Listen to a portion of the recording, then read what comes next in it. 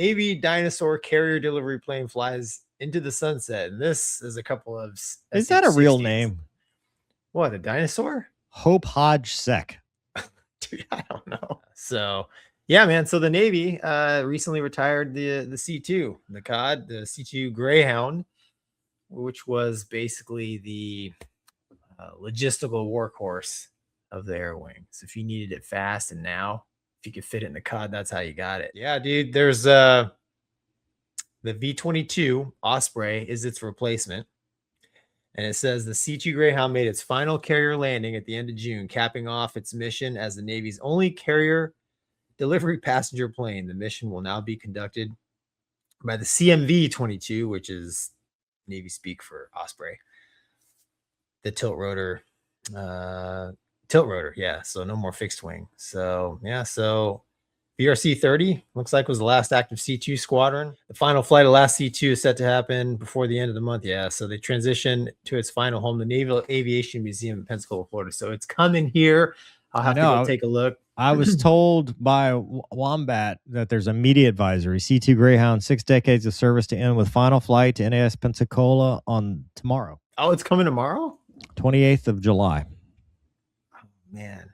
I'll have to, yeah. At approximately 11:15. But usually, when the museum gets an airplane like that, I mean, they gotta prep it. So they're not. I'm sure they gotta like defuel it, take the hides out, all that stuff. They're not just gonna push it into the. Anyways, it'll be cool to see once it gets here. I thought this was really interesting, man. But you could go watch the final landing. Yeah, I've seen a COD landing or two. Not the last. I've seen a couple scary ones, my friend. Says this is kind of cool here. Despite a no-fail mission to get VIPs and important cargo on and off carriers, the sea community is tiny. Not my words, theirs. Making up less than 1% of naval aviators. According to pilots who spoke with Military Times, between 1,000 and 1,500 pilots have flown the aircraft since its first flight. And I guess in 1960. Wow. So you can look at that two ways, man. That's what I was going to say. Is this like Corvette owners? Like if it's one of one built on a Tuesday, it's more valuable than because it's more rare? Yeah, exactly. We used to joke with the C-2, man. That thing would, when they launch it off the carrier, it's like, man, the most energy that plane ever has is at the end of the cat stroke. From there, she just decells. Yeah, it talks about they upgraded the C-2 over time, like the latest update, glass cockpit. They put the 8-blade prop on it. The C-2 shares a lot of commonality with the E-2. And actually, when the Navy was trying to figure out what they're going to do with the aging C-2 fleet, one of the proposals was, hey, let's take the modern version of the E-2, put the wing on it, the better engines, and you'll have yourself a modernized C-2. But for whatever reason, the tilt rotor nonsense won, and it is what it is. So, yeah, the twin-engine turboprop high-wing Greyhound can carry up to 28 passengers. The unique thing, as Mover found out, is you're facing backwards, and that design was to help. That was the help with the. Did you do a cat shot on it? No, I walked off the carrier. All right, I trapped and then walked off. So passengers on board, they get the arrested landing. It takes a plane from 138 miles per hour to a dead stop in less than 2 seconds, and the catapult is the reverse of that. So I never trapped on the COD, but I got a cat shot. And so when you're facing rearwards, there was nobody sitting next to me, and you have like the shoulder harnesses. Dude, when the cat fired, all the shoulder harnesses went straight. It's like a cartoon. They went like straight out and did the little flutter thing, and then we hit the end of the cat stroke, boom, and they came back down. Awesome. I thought that was hilarious. That is cool. Yeah, and as a Hornet guy, I was like, "Oh, it's a soft cat. It's a soft cat. We're gonna die. We're going to the water. Prepare to swim." It's like, dude, where's the exit at? Yeah, dude. So I don't know. The community's sad about it. VRC is, their VRC-40 is standing down. The last of the C-2s, and everyone's going to transition to the V-22. I don't know, man. What do you think? I know you've got a lot of experience riding the COD. So what do you think, man? I'd probably feel safer in the COD than I would the Osprey. 100%. I'm just curious like room wise, how it had like on the carrier deck, how you have room for the Osprey, right? Well, if Because you can't. What was it? everything it's like a transformer, dude. It's Yeah, I know, but okay. like the most The C complicated machine you could ever make. could the C2 land with everybody else, or they had to? It was always last, right? Or would it land in the Yeah, middle? so a lot of times the cod would hold on the starboard side, which is the right side, Mhm.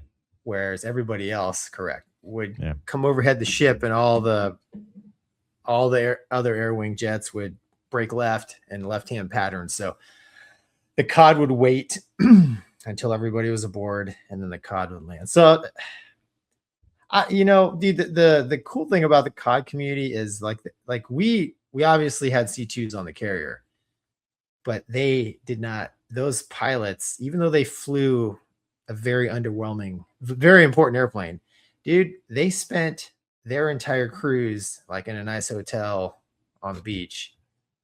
They never did night traps, only day traps. So I remember in the middle of cruise thinking, who's the smart one? But I'm sorry. Go ahead. I'm just curious because, like, if the C2 can land with everybody else, the Osprey probably cannot because it's got a whole different bag of needs, right? Requirements with the spinny things because it That's doesn't land. correct. It never lands. It can never land full tilt No, rotor, right? It's always vertical. So it's always like a helicopter, which means which means it's probably landing where the Starbird lands. I don't know if they figured it out yet, but I heard grumblings of the V-22 like load carrying capability isn't what the C2 is.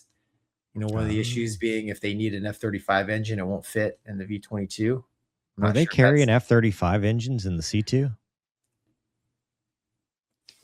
I don't know. I just remember reading that. Could they carry Hornet engines in the C2?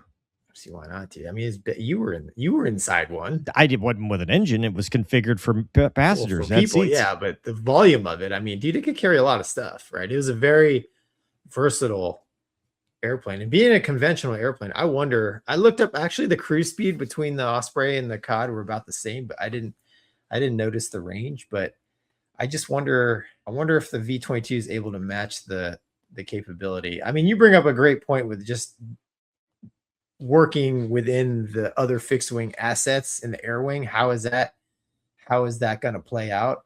Given the fact that probably their crews will operate the same, meaning the only time you'll probably have a V-22 on the carrier is if it's broken or it needs, to pick up something, because a lot of times, like, those guys are very rarely overnight on the boat either. So what do they do? Like, how do they forward deploy and just make it along? Like, how do they get wherever they're going?